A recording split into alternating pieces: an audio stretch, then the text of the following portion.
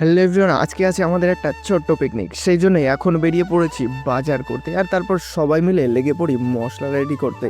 আর আমাদের মেনুতে যেহেতু 2 রকম মাছের আইটেম আছে, এখন সেগুলোই রেডি হচ্ছে। তারপর আমরা গাড়িতে করে বেরিয়ে পড়লাম আমাদের ডেস্টিনেশনের দিকে। তো ফাইনালি আমরা চলে এসেছি।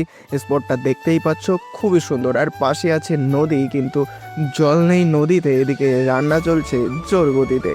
ফার্স্ট মেনু গলদা চিংড়ি কমপ্লিট, আর হতে না হতেই খাওয়াও শুরু হয়ে গেছে।